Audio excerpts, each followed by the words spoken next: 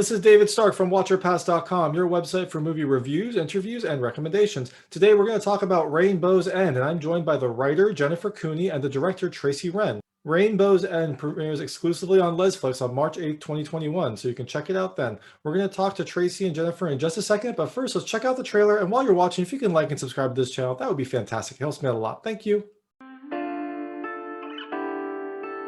We're ready, right? Ready's for people who wait too long. I don't know how Hannah thinks she has time to be a mother. Rainbow. Perfect, don't you think? Rainbow's cute. Two lesbians with a kid named Rainbow and a cat. Something's not right, Hannah. Beau's detached behavior does fit right in with my findings. He has an extra Y chromosome. Some research suggests that this extra chromosome may actually predispose boys to aggression. All I ever wanted was to live with you and our family in a little apartment until we had enough money to afford that cabin. All of this was for you. My safe spot was always us. What?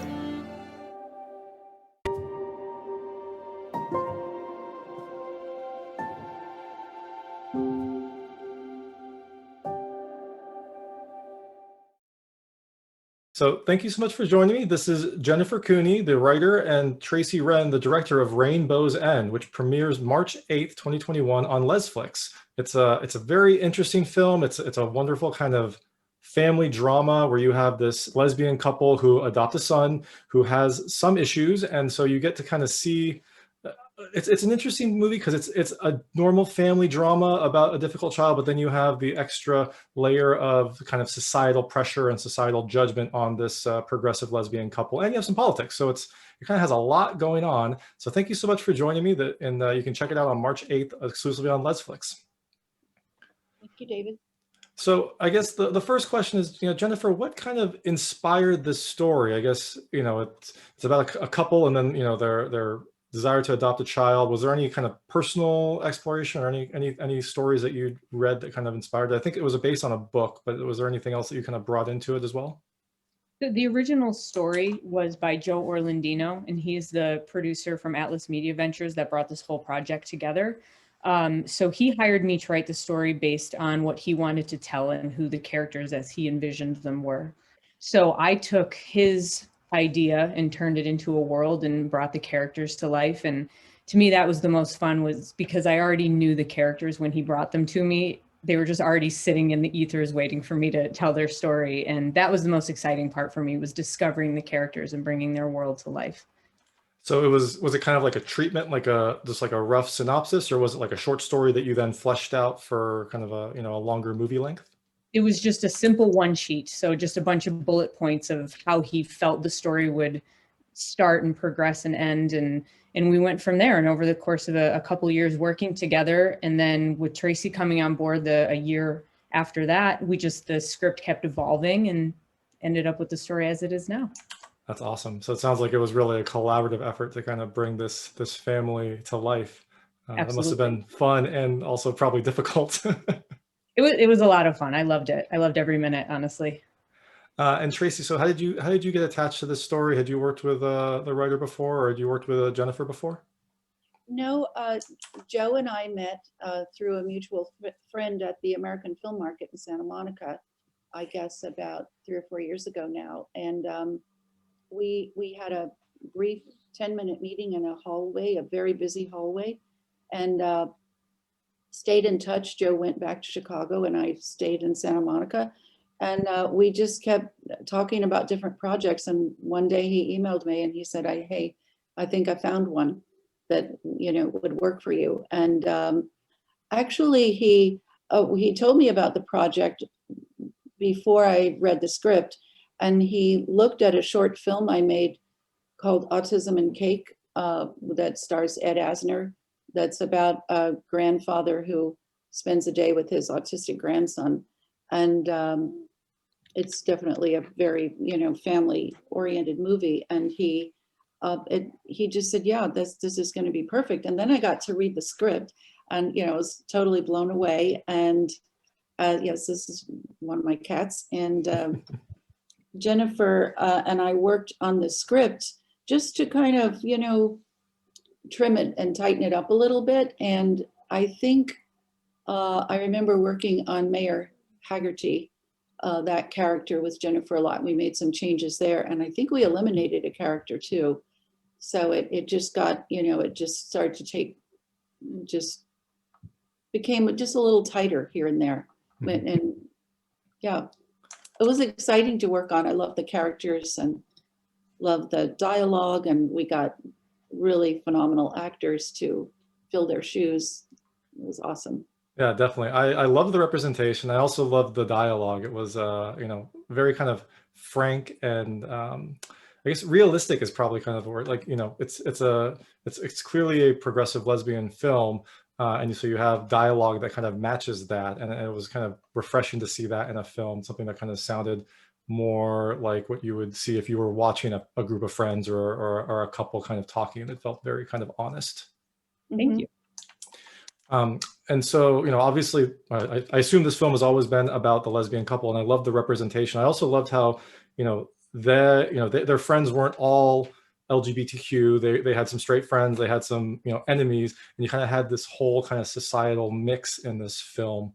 I guess, was that all in the original treatment, or was that something that kind of you used from personal experiences or kind of media experiences as you were building out the story and kind of setting it in the 90s when it was a little bit less progressive and a lot less progressive, and people weren't necessarily open to same-sex or queer couples?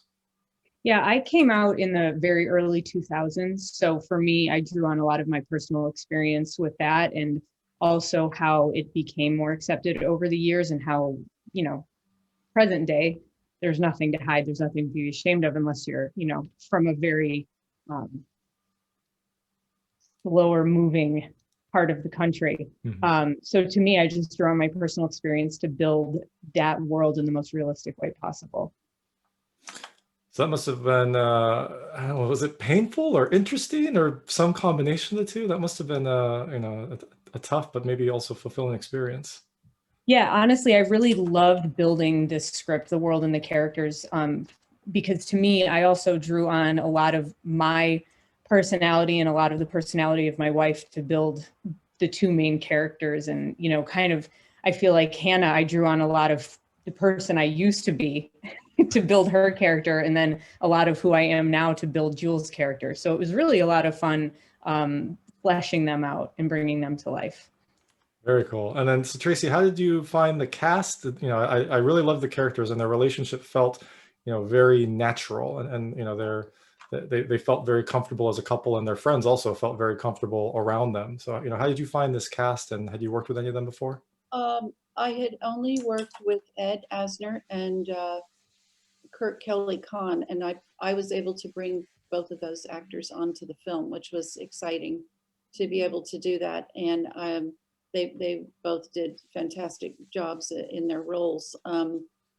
I do remember about Mayor Haggerty that in working on the script, he was more of a villain at the beginning, and the motorcycle came in, and that made a connection between him and the two women. And once that started, he really became a real person after a while. And I love the way his character evolved. And he was also played by a great actor. Most of the actors were from Chicago, with the exception of just a few.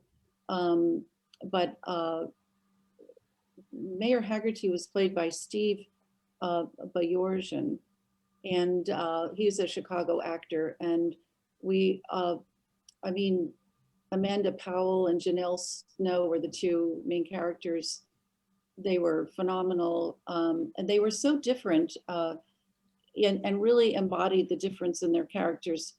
Hannah was driven, she was the businesswoman, she was the one running for mayor, and just a real timekeeper. And Jules, who was played by Amanda Powell, was just the opposite. She was just really soft around the edges, and was concerned about giving medication to their little boy, and Hannah was more like, well, you know, whatever it takes, let's just get it done. And there were a lot of good contrasts in all of these people, and I think it worked well.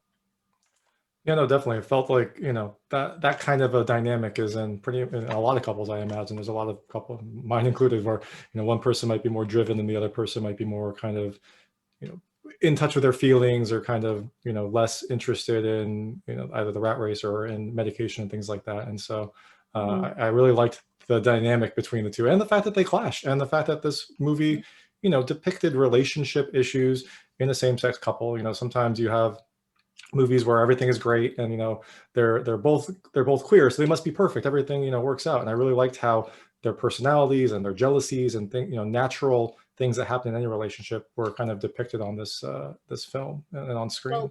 Well, as we were filming, the characters of Jules and Hannah, because they were on set literally almost every day, solid, they really got to explore different layers of their relationship and got to know each other better and better.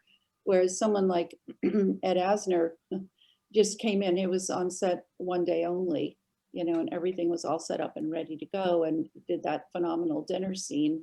Yeah, he plays the dad of Hannah Driver. So, you know, and he just, you know, walked right into the role. I mean, he's, yeah, he is like a Ferrari of an actor, you know, he just comes in and wham, does it, and it's beautiful. Yeah, and that scene, he felt kind of also like a bulldozer through there. He was a force in that scene. I really liked that, and I liked the, you know, the couple's reaction to it also. That was a really strong you know, building relationship scene in there.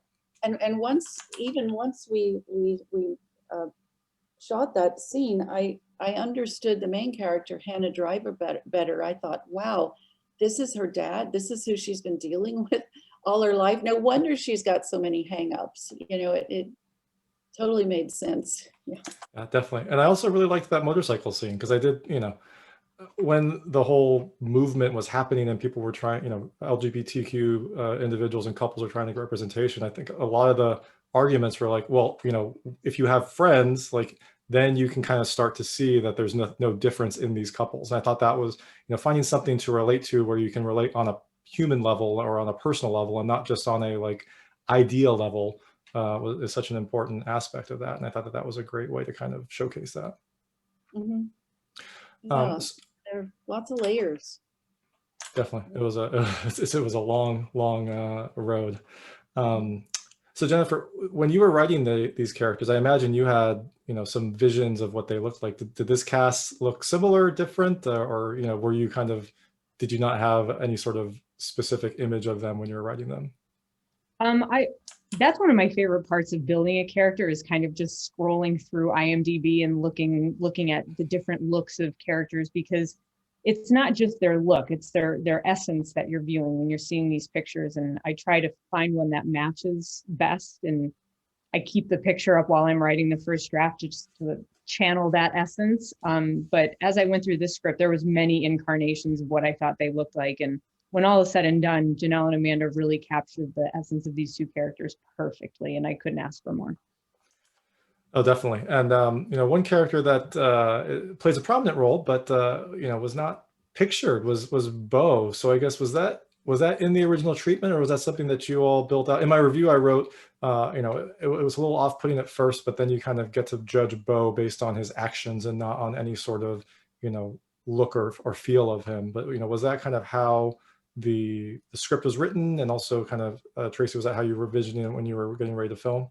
Well, I hoped that would happen, what you just said, that you know, learned about him by his actions and by other people's reactions. When I came on board, that was, I actually tried to convince everyone to cast a Beau and let's get a Beau on the screen, but they were adamant, and you know, I just went with it and thought, well, this is a really great challenge. How can we make this work? And I think it did work. And I think it kept the focus on the two women, on their relationship, and on how they, you know, dealt with this phenomenal challenge they had before them. And I guess one of my goals was to just keep Beau's presence alive during the entire film. And I think we succeeded pretty well in that. And I mean, they have Jennifer has a very specific reason why she did this, which is so intriguing. And it's all about the movie Rebecca.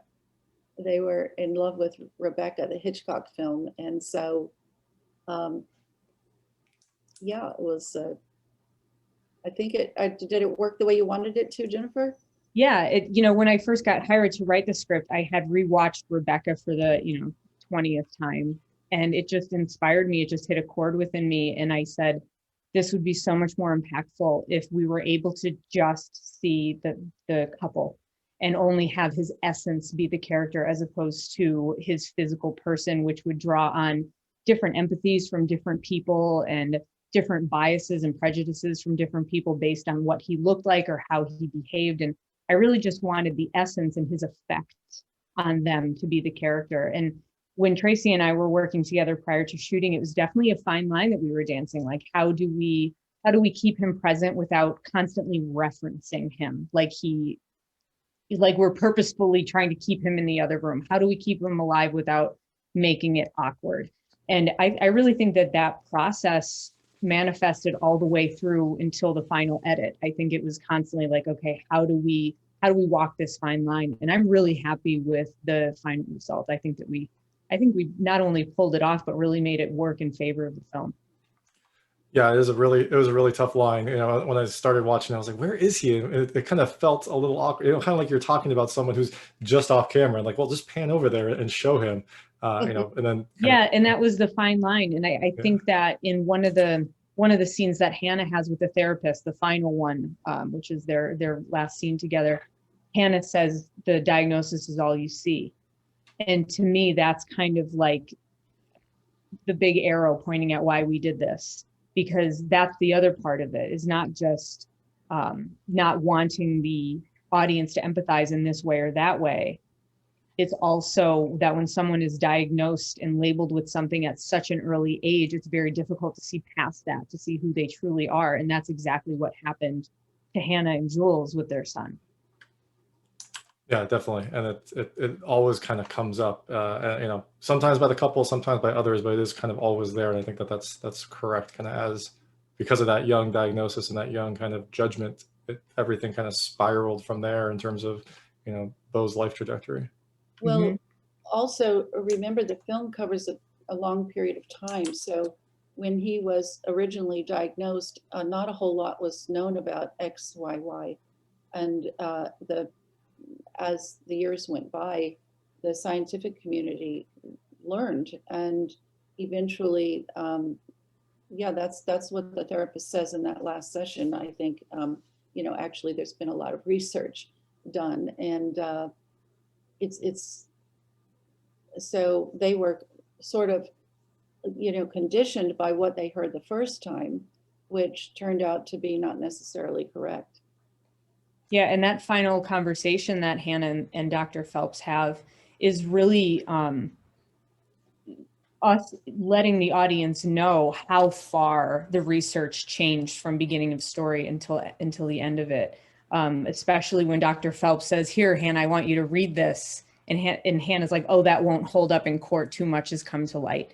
It's really just, that was our way of saying, yes, I know that this story starts out and it feels inaccurate, but as we journey with the couple, we catch up to present day where so much more attention has been given to the film. And what we hope is that this film sparks more attention on XYY so that even more research can be done to find real answers about the disorder.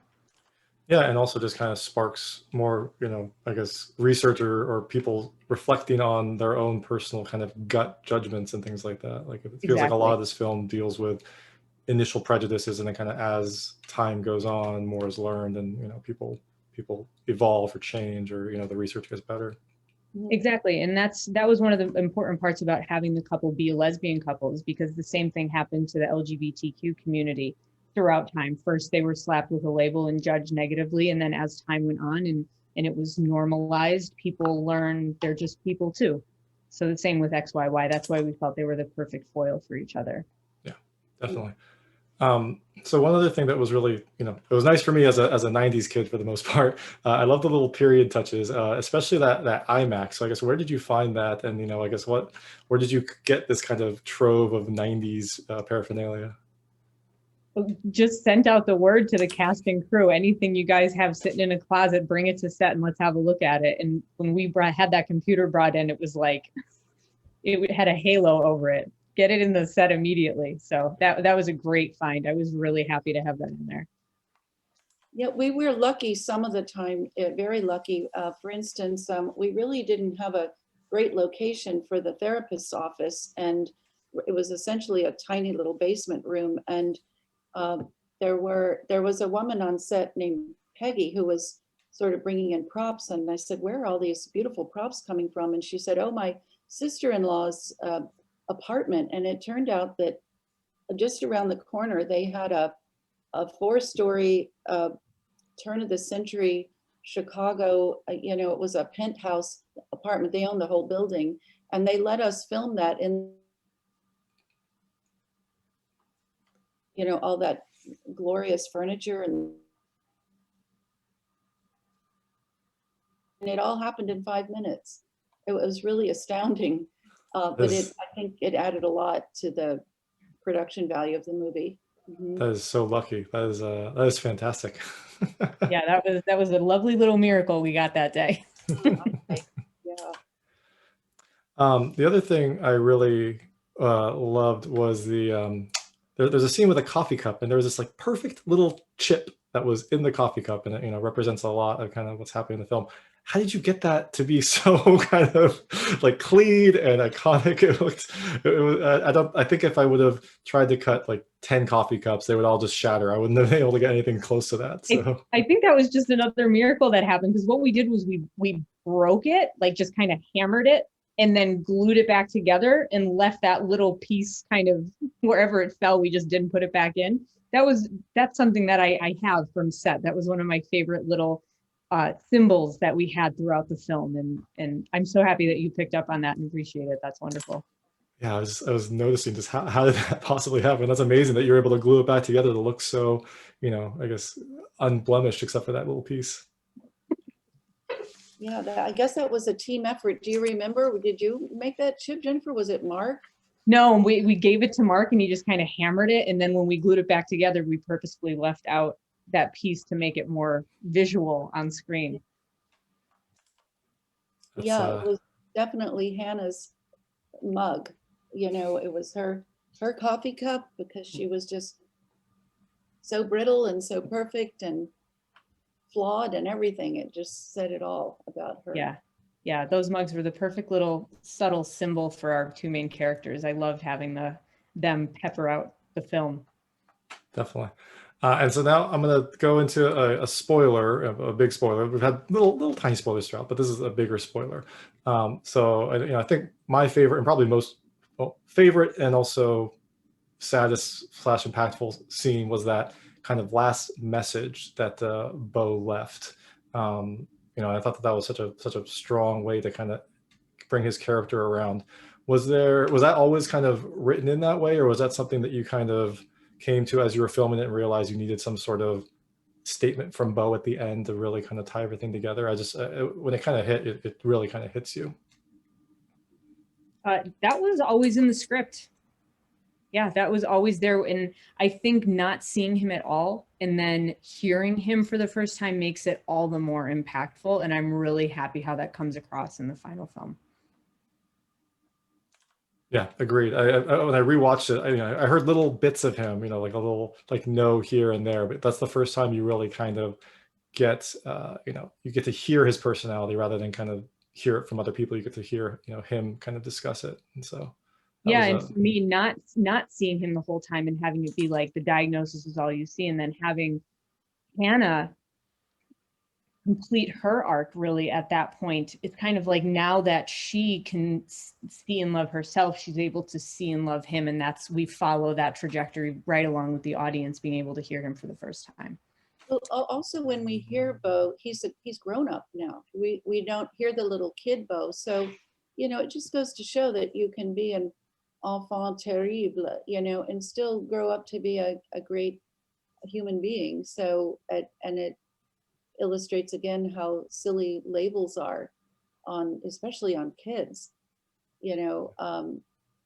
Yeah, so I mean, as a parent, I really felt that there's so much pressure on parents to get your children to conform to whatever situation you're in at the moment, and so much judgment passed on parenting skills.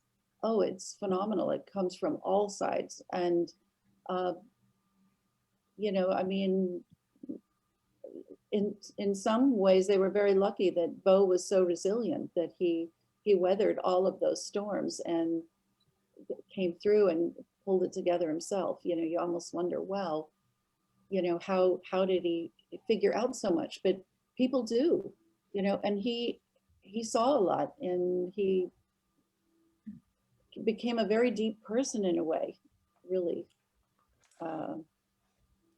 Yeah, and also to your point, you know, it's an important lesson, and I guess in this country there's so much. Finally, there's kind of a lens on incarceration, especially like incarcerating young people, and kind of putting them into this system that will then kind of define their future. And Beau in your movie was very lucky that his parents kind of had the strength and also the pull to keep him out of that, so that he could, you know, work through his youthful anger, youthful indiscretions, and kind of go on to become a good person. Because, you know, if any of those things that he'd done had led him to maybe a darker path, then that his life would have taken a very, very different trajectory. And so that was I thought that was an interesting, you know, part of the movie as well. Absolutely. And in some ways it was the character of Jules who really pulled for that, who really believed in Beau the whole time, because Hannah was a little more like the public in a way. She was highly critical, although in a sense her arc was bigger because she came around too, but it was a harder turn for her. Whereas, yeah, Jules always had a lot of empathy for Beau regardless. Yeah, so they, you know, they were kind of an odd couple, and that was great too, you know. Yeah, it was good to see their two different parenting styles and two different personalities. That was a lot. I mean, that was most of the movie was seeing that, and it was, you know, kind of added a lot of texture to it. Mm-hmm. So now I'd like to move into, I call it the lightning round. It's just very kind of lightweight questions about the film and the characters. I want to see how your experiences map to them. Feel free to skip any of them. I won't be offended, but I try to keep them very answerable. So the first question is, does eating chocolate make you feel better? Yeah. I think so. 100%, yes. Excellent. And the next question was, do you have a pet? But I think you both mentioned you have pets, so that's already done. Yep, 2 dogs. And we saw one cat. I imagine maybe there's another one. Yeah, and two dogs too, and they're all rescues and wonderful. That's and awesome. Each really strong personalities and just great. Yeah. So do you do yoga? Yes. I do a little yoga. I actually in a class right now that meets once a week that does a little yoga and a little hypnosis, and I prefer the hypnosis. But yeah, I do a little yoga. That sounds like a fantastic class. Like get some strength and also some mental strength. So. Yep. Mm-hmm. Do you do yoga? I did back in the day. I'm a little less flexible now. I probably should get back to it though. Maybe this will inspire me to get back to it. Do you have a lucky penny or some other kind of lucky charm? I have stones that I like to carry around with me, like the labradorite in the film. Excellent. I lived in Ireland for a long time, so I have a little Irish china cup that is kind of a lucky charm that it's my storm in a teacup, and I on special days I drink from that, and when I'm starting a new project I'll drink from it. Yeah. Perfect.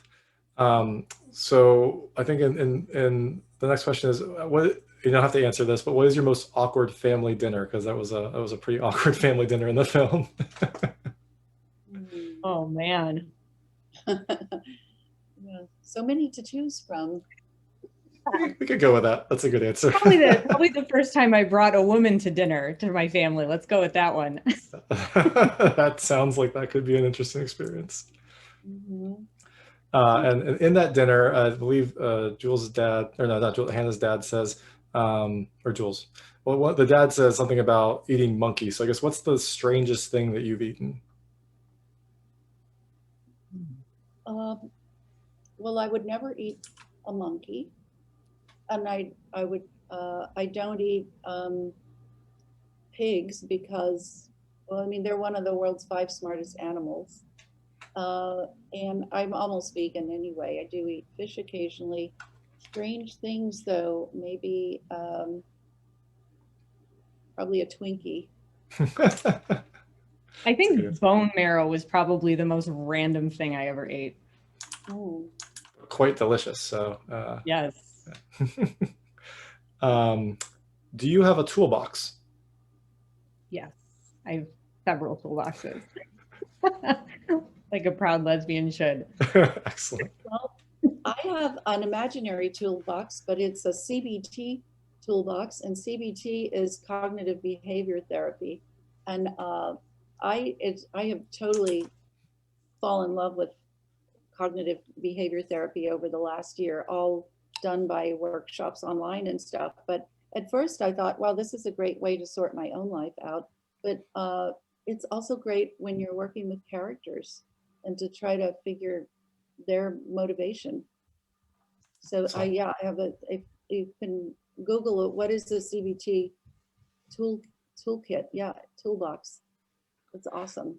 That sounds like probably something that a lot of people in this time should have, something to kind of work through, the mental just as much as physical issues right now. It would have helped Hannah and Jules a lot if they had had one early on.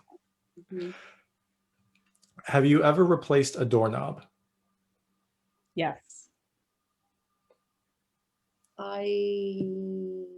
Yes, but more the kind that you just more the knob part than the functional part. Got it. Mm-hmm. Would you rather be sent to prison or the military? Yeah, that's a tough question. If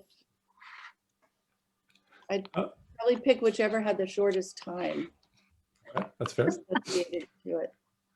Probably the military. I think I'd go with that too. Yeah. If I could be like Goldie Hawn in that movie, was it Private Benjamin? Is that what Private Benjamin? Yeah, Yeah. if it could be like that, I guess I'd pick the military, but otherwise, nah. And last question is, do you have a motorcycle? No. Mm-mm. Have you had a motorcycle? I've ridden I haven't. a motorcycle. It's fun. It's really fun. I've ridden on one and I've driven one. I've even jumped over a little ramp on a motorcycle. Oh, But I Wow. and I mean, they kind of run themselves. They're smooth and it's great, but there's just so much danger involved. I can't get around the danger anymore. I know too many people with pins in their legs and shoulders and everything. yeah. When I had a motorcycle, it was never, if you'll lay your bike down, it's when you lay your bike down and how much damage it does. So it is definitely fun, but also dangerous. Mhm. Yeah, I don't know though. Hannah might have inspired me to hop on one. We'll see. I love watching the motorcycles. I love it when a group of about 30 or 50 motorcycles comes by, like on the side of the road, and they just take over. They're like a swarm of hornets, and Yeah. it's awesome, the sound and everything. Well, and then Yeah. well, back before everyone was locked down, I wonder if they still do. They offer like motorcycle safety classes to kind of get you through the main initial parts of learning a motorcycle. So that can kind of give you a sense of whether you want to do it or not, because they start you off very slowly and kind of teach you kind of how to safely ride it. So those are relatively cheap, and I think they're like 3 days. So Jennifer, if you wanted to give it a try, Back pocket. there you And so the film comes out March 8th. It's premiering exclusively on LesFlicks. I imagine you're going to be promoting the film for, a little bit longer, but then what's next for you all? Do you have future projects lined up, or are you going to take a mental break and a relaxing break? Like what's next on the horizon? Well, I've got actually 2 films almost ready to shoot. One of them is starring Kirk Kelleykahn, and it's called It Just Came Out. And it's been in the making for a long time. The script is written by an Irish playwright named Christian O'Reilly. And anyway, it's a beautiful, very small cast play.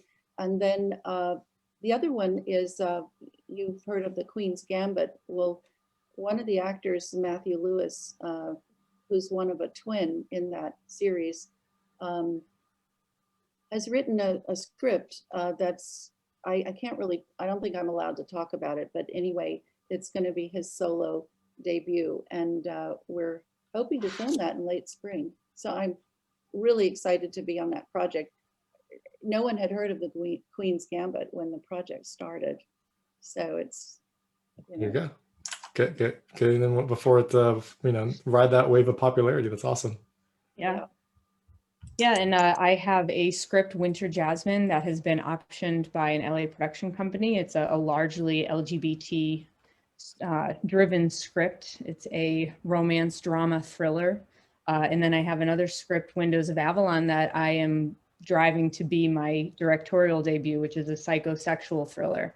So onward and upward, keep moving forward.